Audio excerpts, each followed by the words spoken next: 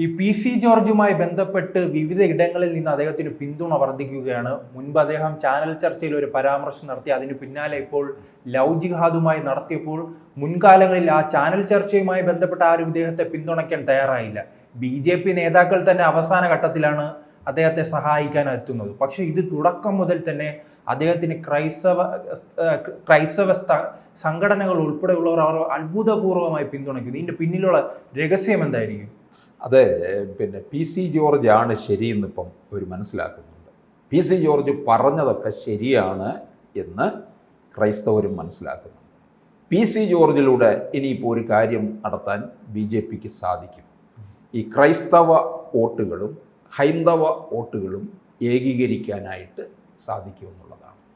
ഇപ്പോൾ 2021 വലിയ തോൽവി PCക്ക് പൂഞ്ഞാറിലുണ്ടായല്ലോ, അതൊക്കെ തിരിച്ചു പിടിക്കാനായിട്ട് സാധിക്കുമെന്നുള്ളതാണ്. പ്രത്യേകിച്ച് BJP ഈ ക്രൈസ്തവ വിഭാഗത്തിനോട് വലിയ ഒരു ആഭിമുഖ്യം കാണിച്ചു തുടങ്ങിയിട്ടുണ്ട്.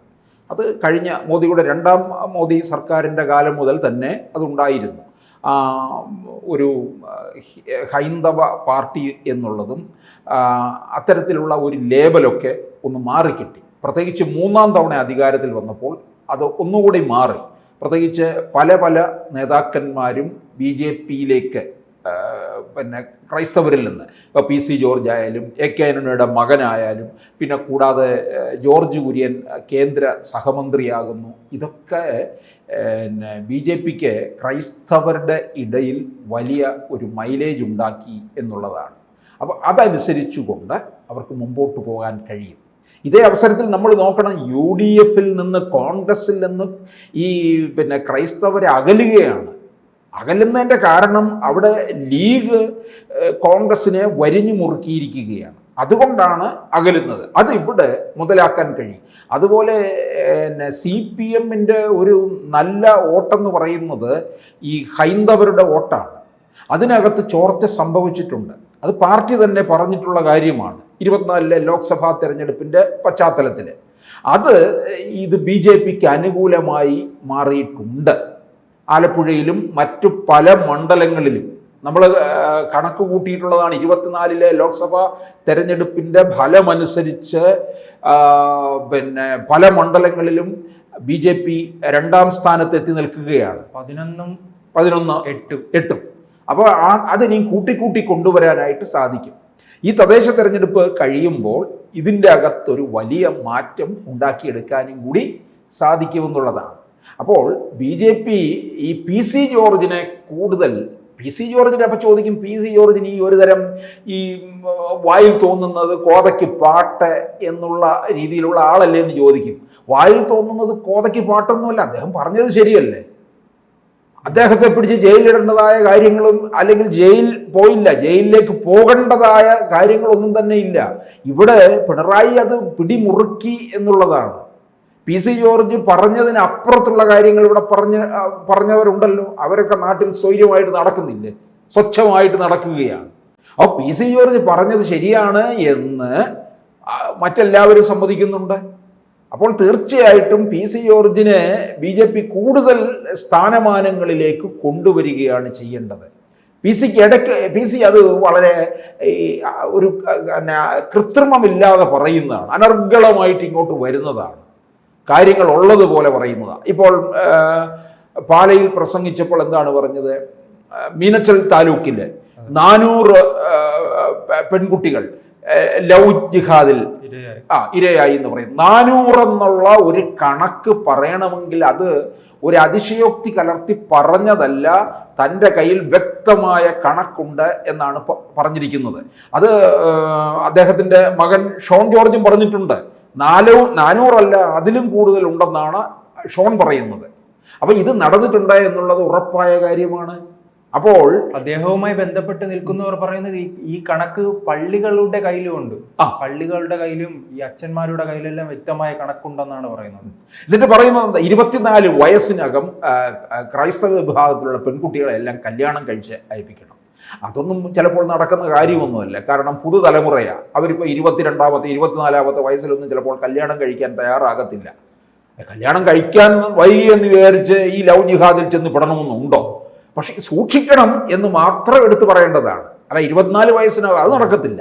അത് പി സിയുടെ ഒരു അവരുടെ ആ ക്രൈസ്തവ വിഭാഗത്തിനോടുള്ള ഒരു സ്നേഹം, ഒരു ബഹുമാനം, ഒരു ആത്മാർത്ഥത കൊണ്ട് പറയുന്നത്. ഇതുമായി ബന്ധപ്പെട്ട് പലരും ആ സംഘടന ഒരു സംഘടനയുടെ പരിപാടിയിലാണല്ലോ, കത്തോലിക്ക സഭയുടെ സംഘടനയുടെ പരിപാടിയിലായിരുന്നു അത്തരത്തിലുള്ള പ്രസ്ഥാനം വന്നത്. ആ സംഘടന തന്നെ പറയുന്നുണ്ട് ഈ കാര്യവുമായി ബന്ധപ്പെട്ട് ലൗകികതുമായി ബന്ധപ്പെട്ട് പറഞ്ഞതിലാണ് അത് അവർ വ്യക്തത വരുത്തിയിരിക്കുന്നത്. അതിലൊരു അന്വേഷണം തന്നെ വേണമെന്നാണ് അവർ ആവശ്യപ്പെട്ടിരിക്കുന്നത്. അതാണ് ഇപ്പൊ ഞാൻ ചോദിച്ചോട്ടെ, അദ്ദേഹം അത് പറഞ്ഞപ്പോൾ ഉടനെ എന്താണ് മറ്റുള്ളവർ PC അത് വെച്ചൊന്ന് കുരുക്കിടാൻ നോക്കി. വീണ്ടും ജാമ്യത്തിലിറങ്ങിയ PC വീണ്ടും വർഗീയ വിഷം പരത്തുന്നു എന്നൊക്കെ പറഞ്ഞു നോക്കി. ഇത് അദ്ദേഹം ഉള്ള കാര്യമല്ലേ പറഞ്ഞിരിക്കുന്നത്? ഇത് നേരത്തെ ഒരു ഫാദറും പറഞ്ഞിട്ടുള്ള കാര്യം തന്നെയാണല്ലോ. ഇതിനകത്ത് വേറെ മറ്റുള്ളവർ ക്ഷുഭിതരാകേണ്ട കാര്യമില്ല. അദ്ദേഹം ചോദിച്ച വേറൊരു കാര്യമുണ്ടല്ലോ, ഈ SDPIയുടെ നേതാവിനെ എന്താണ് ഫൈസിയെ അറസ്റ്റ് ചെയ്തപ്പോൾ എന്താണ് LDF UDF എന്താണ് പ്രതിഷേധം രേഖപ്പെടുത്താത്തത്? അവർക്കറിയാം ഇത് തൊട്ട് കഴിഞ്ഞാൽ സംഭവം മാറുമെന്നത്. SDPIയുടെ പിന്തുണ വാങ്ങിച്ച് വോട്ട് കൂടുതൽ വാങ്ങിച്ചവരല്ലേ ആര്? UDF പാലക്കാട്. അപ്പോൾ അല്ലെങ്കിൽ LDF ഒരു കാലത്ത് വാങ്ങിച്ചിട്ടുള്ളവരാണ്. എന്തുകൊണ്ട് മിണ്ടിയില്ല എന്നാണ് ചോദിക്കുന്നത്. അപ്പോൾ പണ്ട് പോപ്പുലർ ഫ്രണ്ടിനെ നിരോധിച്ച സമയത്ത് എതിർപ്പുമായിട്ട് രംഗത്ത് വന്നു. അവർക്കറിയാം ഈ SDPIക്കകത്തുള്ളത് ഈ പോപ്പുലർ ഫ്രണ്ടിലെ തന്നെയാണ് രൂപാന്തരം വന്ന് ചേർന്നിട്ടുള്ളത്. അതുകൊണ്ട് ഇനി അതിനകത്ത് പ്രതികരിച്ചു കഴിഞ്ഞാൽ പിടിയാകുമെന്നറിയാം. അത് PC ജോർജ് വളരെ വ്യക്തമായിട്ട് തന്നെ ഉന്നയിച്ചിട്ടുണ്ടെന്നുള്ളതാണ്. അപ്പോൾ PC ഇപ്പോൾ ക്രൈസ്തവരുടെ ഇടയിൽ വലിയ പ്രാധാന്യമേറുന്നുണ്ട്. PC പറ്റുമെന്നുണ്ടെങ്കിൽ BJPയുടെ സംസ്ഥാന അധ്യക്ഷനാക്കണം. അങ്ങനെ ആക്കി കഴിഞ്ഞാൽ ഇപ്പോൾ നമുക്ക് പറയുന്ന ഉടനെ പലരും വിചാരിക്കും ഇത് എന്താ ഒരു തമാശ പറയുകയാണ്.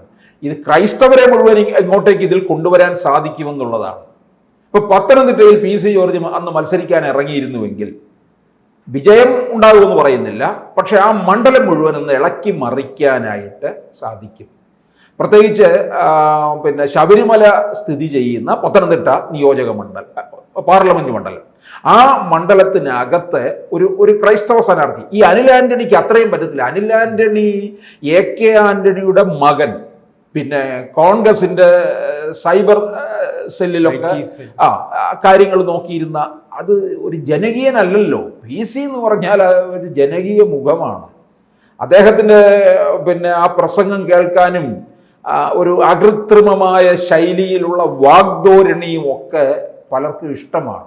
ഒരു പച്ചയായ മനുഷ്യൻ്റെ പറയുന്ന പച്ചയായ യാഥാർത്ഥ്യമാണ് PC-യിൽ നിന്ന് വരുന്ന കാര്യങ്ങളൊക്കെ. അപ്പോൾ അതിന് ജനപിന്തുണ ഉണ്ടെന്നുള്ളതാണ്. അപ്പോൾ ആ ജനപിന്തുണ അവിടെ കൂടുതൽ അദ്ദേഹത്തിന് പത്തനംതിട്ട മണ്ഡലത്തിൽ നിന്ന് കിട്ടുമായിരുന്നു. അത് BJP അത് വേണ്ട തരത്തിൽ അത് മനസ്സിലാക്കാതെ പോയി. അത് മനസ്സിലാക്കേണ്ടത് BJPയുടെ കേരള ഘടകം തന്നെയാണ്. അത് ഇതിനകത്ത് പലതരത്തിലുള്ള വിഭാഗീയതയൊക്കെ കാരണമാണ് അവർ വേണ്ട തരത്തിൽ മനസ്സിലാക്കാതെ പോകുന്നത്. ഇനിയെങ്കിലും മനസ്സിലാക്കിയാൽ നല്ലതായിരിക്കും. കാരണം PC-യോടൊപ്പം ഈ ക്രൈസ്തവർ കൂടുതൽ ചേർന്ന് നിൽക്കുകയാണ്. കാരണം ഇത്തരത്തിൽ ഈ പറഞ്ഞതുപോലെ പൂഞ്ഞാറിൽ SDPIക്കാരായാലും ജമായത്തെ ഇസ്ലാമി ആയാലും ഇത്തരത്തിലുള്ള ഇവരെയൊക്കെ തന്നെ മുസ്ലിം ലീഗ് സംരക്ഷണ വലയത്തിൽ കൊണ്ടുവന്ന് നിർത്തിയിരിക്കുകയാണ്. അതിൻ്റെ ദോഷം സമൂഹത്തിനുണ്ടാകുന്നത് വലിയ രീതിയിലാണ്. അപ്പോൾ ഒരു വലിയ വിപത്തിൽ നിന്ന് പല കാര്യങ്ങളും വെട്ടിത്തുറന്ന് പറയാനും സൂക്ഷിച്ചിരിക്കണം എന്ന് പറയാനുമുള്ള തൻ്റെ ഇടം കാട്ടുന്ന PC ജോർജ് സംരക്ഷിച്ച് മുമ്പോട്ട് കൊണ്ടുപോവുക, ഉയർന്ന ഇടങ്ങളിൽ തന്നെ അദ്ദേഹത്തെ ഇരുത്തി ക്രൈസ്തവരെ കൂടുതൽ ചേർത്ത് കൊണ്ടുവരിക എന്നുള്ളതാണ് BJPക്ക് ചെയ്യാൻ കഴിയുന്ന വലിയ കാര്യം. കൂടുതൽ വാർത്തകളും വിശേഷങ്ങളും നിങ്ങളിലേക്ക് എത്താൻ ABC മലയാളം സബ്സ്ക്രൈബ് ചെയ്യുക, ബെൽ ബട്ടണും അമർത്തുക.